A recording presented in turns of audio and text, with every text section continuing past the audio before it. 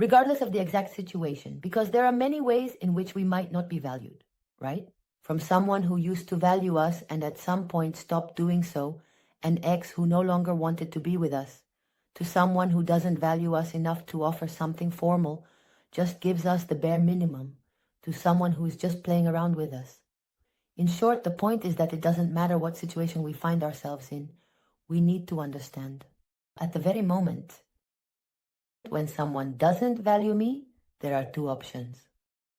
Either I withdraw, I don't accept this, I resign myself and say this is not what I want, or that this is not the situation, and therefore it continues, the situation keeps dragging on in a certain way over time.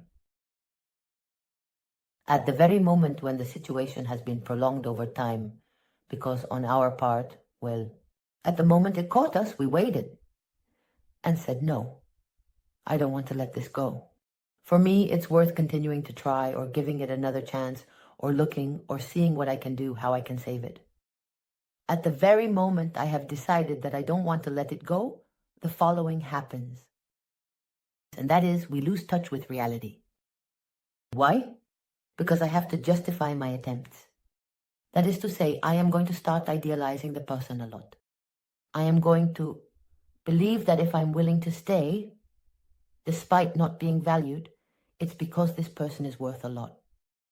So let's say that my disconnection from reality will be at the cost of idealizing this person. Now I am going to put them on a pedestal because only then can I justify to myself that despite not being valued, this is worth it to me. I mean, I am not receiving from you what I would like to receive, but despite that, I feel it's worth it, so wow. But on the other side, because this doesn't go alone, this part is talked about a lot, is talked about a ton, but the part that's talked about less, and I have indeed talked about it more than once, is what happens on the other side. It's the other side of the coin. This person also disconnects from reality, but instead of idealizing you, they belittle you. They stop seeing reality. They stop truly seeing all that you are worth, all that you can offer. The potential that exists between you, the potential as a couple. Why?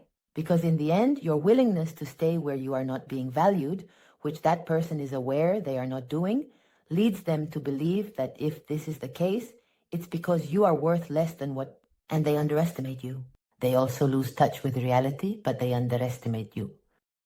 Which obviously is not very pleasant, nor does it sound very favorable. But this, which at first seems negative, is where your greatest potential lies when it comes to finding the weak point in this person's mindset. Not only this, I will add other things later, but that disconnection from reality, that assignment of roles. Let's see, surely at some point, either it has happened to you or you've had someone close in your life that you've thought, but how can it be?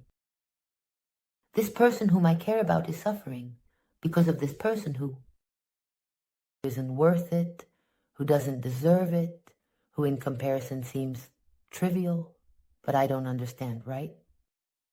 But for your close person and that person they were somehow chasing or not giving up on or insisting on, for whom they swallowed their dignity. In the mini world, so to speak, between the two of them, that was the reality. Because also the reality, no matter how far it is, that fantasy that both create, no matter how far it is from reality, between those two people it is indeed real. I mean, they assign roles to each other. It's indeed as if the ground rises and one is elevated while the other, on the other hand, keeps going lower. So, that reality is real, evidently until the day that you allow it to be. It's in your hands. The thing is, it's difficult, isn't it? Because also, once we have entered this dynamic, the problem, the longer we are in it, the more actions we take, we worsen it. That's why I often say, don't think it's like, oh, I have nothing left to lose.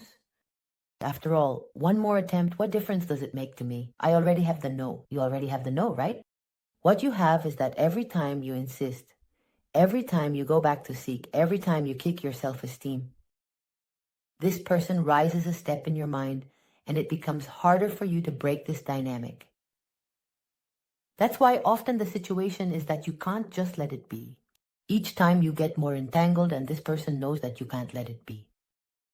So you are interacting with a much more attractive version of what this person really is. On one hand, because you fantasize a lot about them, and on the other, because this person has become full of themselves. They are bloated with power, intoxicated with power. So something happens to them. On one hand, since they know you adore them, it gives them an extreme sense of security with you, which they might not have with others, right? So they come across a bit arrogant. They are an arrogant person, emotionally independent, very authentic. Because when I'm not worried about how I come across to someone, I'm 100% myself. And there's nothing more attractive than acting as you truly feel. Because we all have an essence that is unique, which we don't share with anyone else. The thing is, very rarely do we dare to tap into it. Normally, we prefer to imitate those people we believe are attractive. And especially when we are in a situation where we are tense or nervous because we want to impress someone. So this person with you is their most, here I am, relaxed, calm version. I let myself go. I allow myself to be who I am. You applaud me and I let myself be applauded. Whereas you, on the contrary, the longer you stay, you're in your worst version. Why? Because while this person belittles you, they are not fantasizing about you like you are idealizing them, and you are in a state where every move you make, you want it to be the right one, believing you are risking something. You are less authentic than ever. That is to say, you are not. Here is your best version, your authentic, relaxed, calm, confident version of, I can do it. And your anxious, nervous, hyper-vigilant version of, oh my God, please, I just want this to go well, right? Of course, there's no comparison. The good thing is that the moment you muster up some courage and say, that's it, I am fed up with this situation where it's evident that I'm the one losing out. Why? Because I'm not being valued. And the less this person values me, the less I value myself. And honestly, no matter how much effort I'm putting in, things are getting worse. So since it's not worth it for me, I want to let this go. I'm not interested in staying there, making excuses, pretexts. I'm not interested in continuing to accumulate disappointments. I don't want to. So when you reach that wonderful point of I don't want to, what happens? Well, in the end, that disconnection from reality as time goes by starts to reverse. Because the moment you prove to yourself that you can stop doing, the simple act of saying, okay, I'm going to stop taking any action that follows this person. Even if I get the urge, even if I feel like it, even if my brain suggests a wonderful idea or something, I stop it dead in its tracks and say, no, not anymore. I don't feel like it anymore. No. The simple act of doing that will make this person start to go down a few steps, okay? But what is the weak point for this person? And I can guarantee you that wherever you want, honestly, it's not enough for you to just stop taking actions. You have to empower yourself again. Empowering yourself again is the most powerful thing you can do.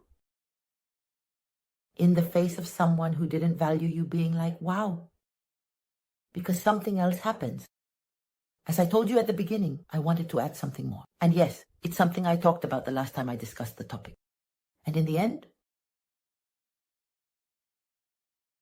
humans don't often like to regret or to have made mistakes. We hate having possibly lost a good opportunity. While you're there chasing after the person, this person loses nothing. That is, while you're there working hard, trying, always looking for some excuse to contact them again, showing them that you're there, or simply putting your life on hold a bit, feeling a bit down because of this person. You are an option. You are an option, and probably the option that attracts them the least, right? Why? Because there are other people out there who aren't so enthusiastic about this person.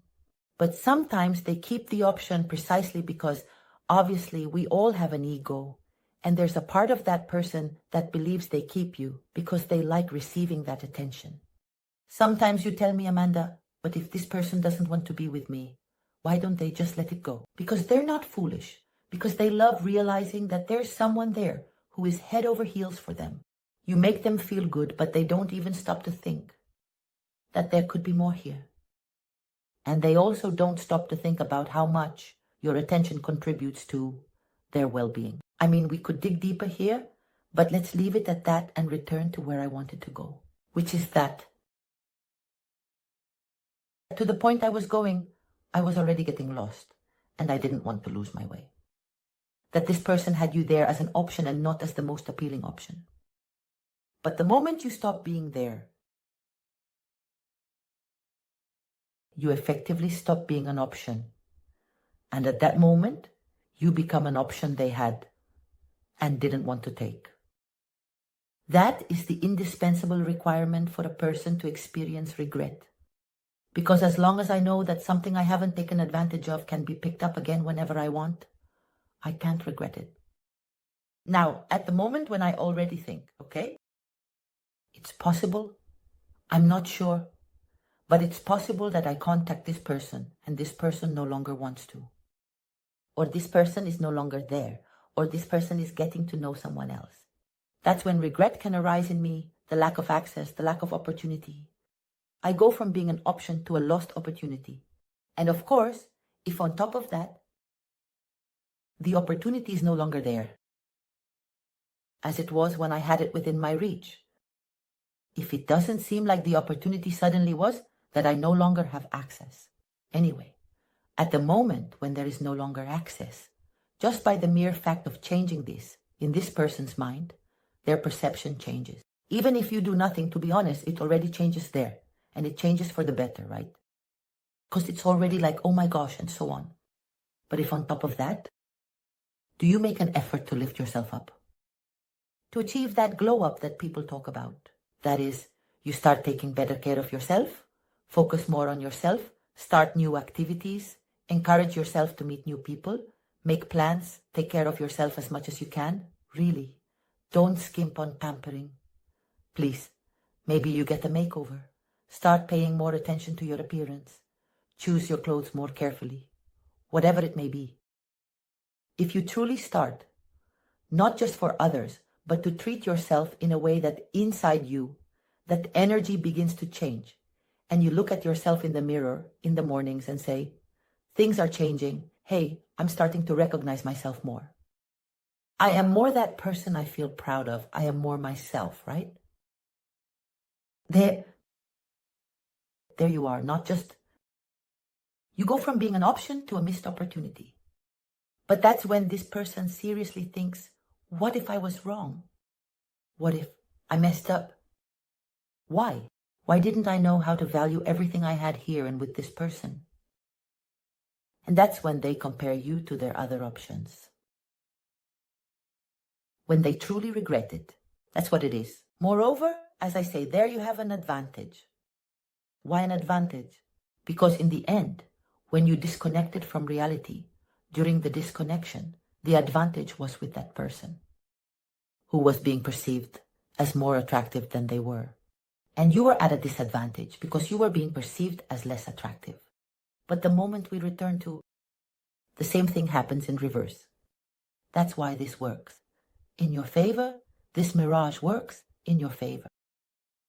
And if, as I say, you empower yourself, regain your confidence, start believing in yourself again, fill yourself with security, and restrict access, the roles can even be reversed. What happens?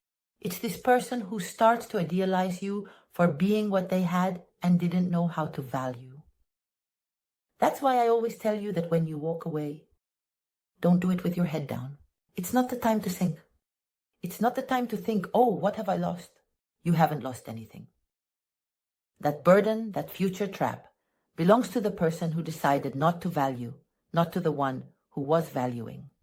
So, free yourself from it and understand that the key to your success is the opposite. It's in lifting yourself up. Because if you manage to empower yourself, if instead of sinking into your sorrow you realize it's over, that now you want to focus on yourself, that you want to lift yourself up, that you want to be the best version of yourself, but for you first and foremost, not for the other person. You have many, many opportunities for this to happen, what we just talked about. We just talked to you about it, truly. I'm not saying this to console you. I'm telling you very seriously. So now you know, stop chasing. Stop settling. Remind yourself of what you really want. Visualize how you would really like to be at this moment. What would make you feel proud of yourself, and go for it. Well, I hope this video helps you, that you liked it. If that's the case and you're not yet subscribed to the channel, of course I invite you to do so, to hit the bell, because I would love for us to see each other again very soon. And until then, as always, I send you a big kiss.